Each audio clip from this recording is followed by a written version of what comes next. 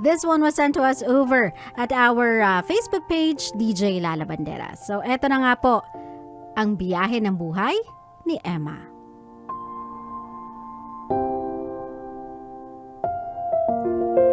Good evening, DJ Lala.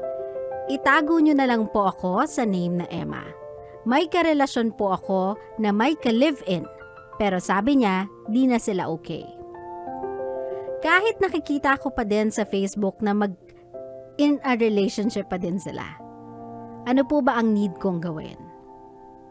Di niya daw po kasi mahiwalayan dahil may need pa siyang isettle sa ka-live-in niya. Thank you and more power to your show.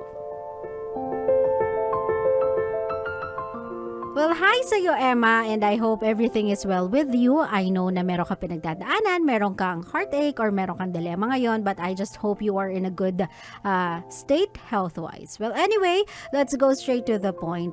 Sa ganyang klaseng sitwasyon kasi, my love, technically, ikaw yung kabit. Technically, ikaw yung third party. Technically, ikaw yung tipo ng taong nagmamahal pero walang karapatang mag-demand. If you want more of his time, you cannot ask for it. If gusto mong magkita now na, you cannot ask for it. If gusto mong mag-celebrate ng monthsary anniversary with this person, it will never happen.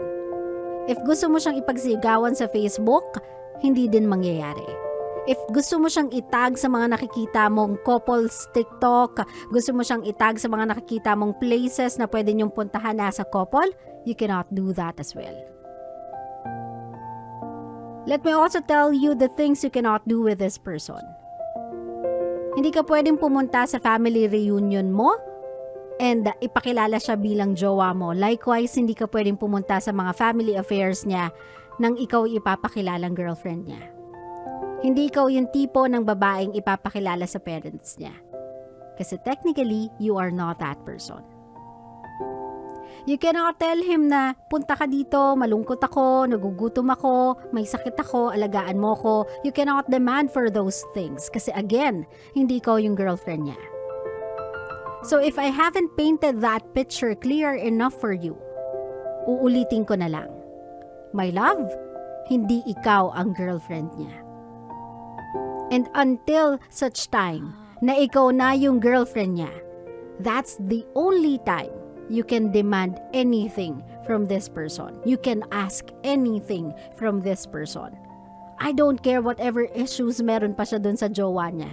I don't care kung ano pa yung quote-unquote sinisettle niya. Hindi ikaw yung pinipili niya. Ang pinipili niya, yung kasama niya ngayon.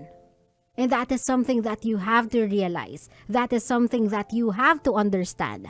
Kasi the sooner that you will and the sooner that you can, the easier it is for you to move on from this person. Kasi my love, you cannot plan ahead with this person kasi there's nothing yet to plan. Wala pa nga kayong nasisimulan eh. Ang nasisimulan nyo pa lang ay kasalanan. My love, the only thing you have to do right now, and if there's one thing that you can demand from him right now, you can demand him to choose between you and the girl. Yung kasama niya o yung gusto niyang makasama. Yung sinasabi niyang mahal niya o pinapangakuan niyang mahal niya. Yung kinakasama niya ngayon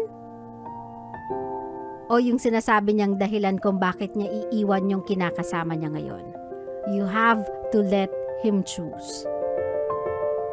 Hindi ka pwedeng mamili para sa kanya kasi pinili mo nang magkaroon ng kasalanan eh. Pinili mo na siya despite of the existence ng babae.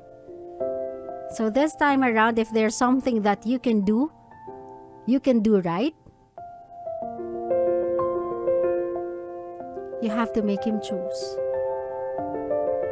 It's about time you put an end dito sa larong ginagawa ninyong dalawa.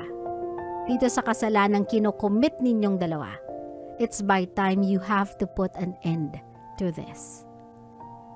Because the longer you go with this, the deeper the heartbreak will be. Simple lang to, my love. You just have to be brave. Simpleng tanong lang mula sa kanya. Siya? O ako?